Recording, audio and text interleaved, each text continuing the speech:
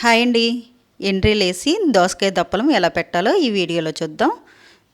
ఎండ్రీలు వేయటంలో దోసకాయ దప్పలం చాలా బాగుంటుంది. వేసవి కాలంలో దోసకాయ వండుకుంటే చల్లగా ఉంటుంది. ముందుగా ఒక దోసకాయ తీసుకోండి. అవి పైన తొక్క తీసేసి లోపల గింజలు తీసేసి చిన్న చిన్న ముక్కలుగా ఈ విధంగా కట్ చేసుకుని పెట్టుకోవాలి. కుక్కర్ గిన్నె తీసుకుని అందులో ఈ ముక్కలు వేసేసుకోండి. ఒక ఉల్లిపాయ చిన్న చిన్న ముక్కలుగా కట్ చేసుకుని 2 పచ్చిమిరపకాయలు సీరికల కింద వేసుకోండి. నేను చిన్నవి ఎండ్రీలు తీసుకున్నాను. ఎండ్రీలు శుభ్రం చేసుకుని తర్వాత కడుక్కుని వేసుకోవాలి.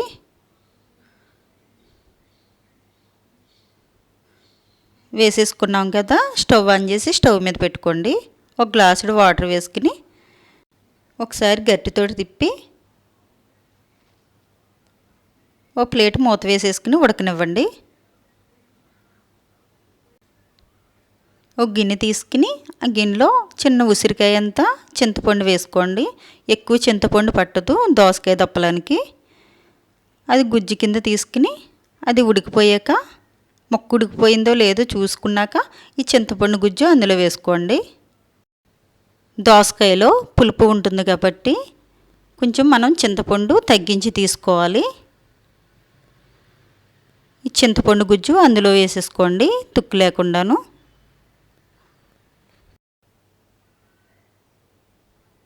కొద్దిగా పసుపు, 1/2 స్పూన్ కారం, తగినంత ఉప్పు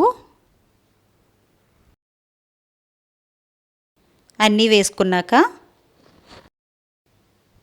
గట్టితోటి ఒకసారి తిప్పి మళ్ళీ మూత పెట్టి కాసేపు ఉడకనివ్వండి.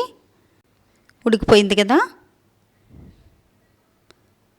పప్పు గుత్తితోటి ఆ ముక్కల్ని ఒకసారి నలుపుకోవాలి. అలాగా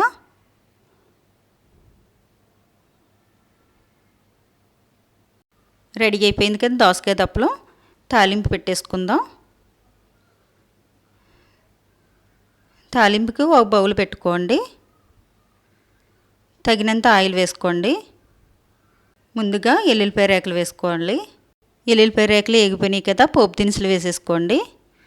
ఎండుమిరపకాయ ముక్కలు, జీలకర్ర, ఆవాలు, మినపప్పు, కరివేపాకు వేసుకోవాలి. అవి ఫ్రై అయిపోయాక ఉడకపెట్టుకున్న దోసకాయ దప్పలం అందులో వేసుకోండి.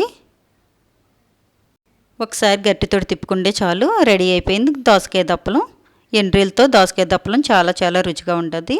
ఒకసారి మీరు కూడా ట్రై చేయండి. వేసవి కాలంలో దోసకాయ వండుకుంటే చాలా చల్లగా ఉంటుంది. నా వీడియో నచ్చినట్టయితే లైక్ చేయండి, షేర్ చేయండి, సబ్స్క్రైబ్ కూడా చేయండి.